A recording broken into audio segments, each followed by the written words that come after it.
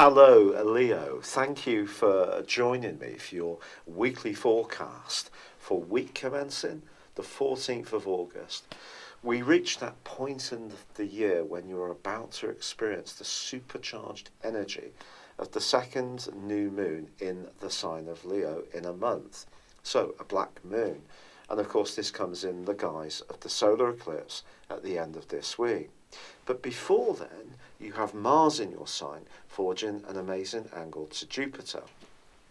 Now, when these two get together, there is a sense that no problem is something that can't be overcome. There's an inherent sense of being very positive, perhaps risk-taking, a time to be a bit more speculative in your approach, and that can be something that you can surf brilliantly well with all this energy boiling around. But there are some other things going on, not least that Venus, which is in a very sensitive part of your horoscope, is in opposition to Pluto. If you are in a relationship which is not quite clear in where it is in its process at the moment, this could give you a lot of food for thought, and in a very helpful way, in the sense that it can help you to think down deeply into what's going on, or potentially there is going to be someone around you who's very, very seductive and very interesting to you.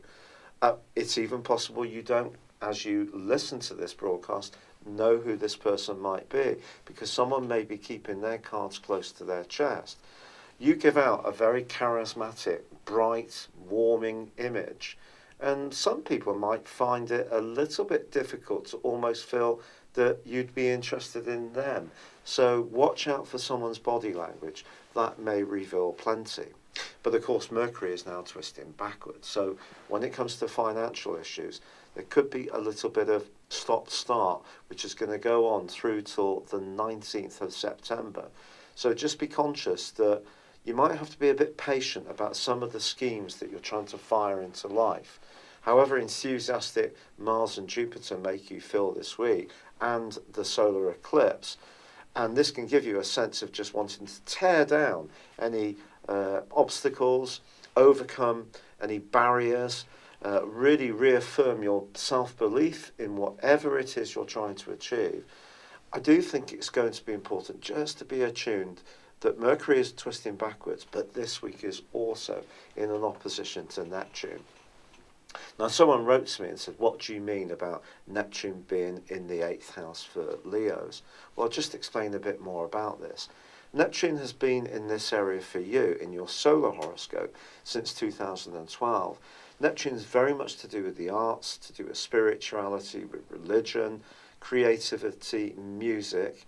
It's a shimmering, ethereal kind of blend. It's moving around all the time, but it can be erosive. In an opposition with Mercury, which is very much about details, facts and figures, I think if you are talking about any kind of financial situation, trying to raise finance for a business, for example, discuss any kind of agreement with someone, there could be some distortion, and your boldness this week, which can absolutely be an asset in some ways, give you a lot of physical vitality, in another way could see you pile into a situation when perhaps not everything is quite set up right for you. So do proceed with caution around finance, business, anything to do with money, long or short term, and also around a relationship. Now, it might be that you've been in a long-term relationship and you've got lots of concerns about it.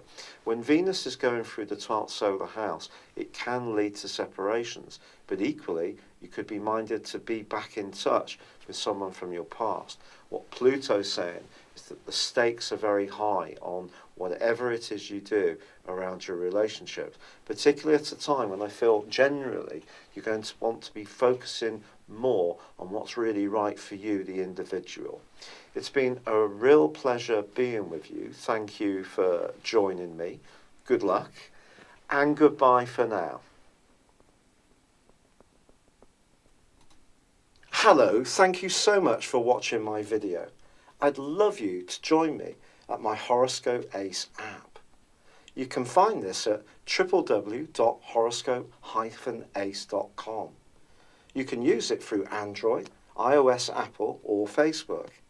Check out your ascendant or your moon sign, or download your free birth chart.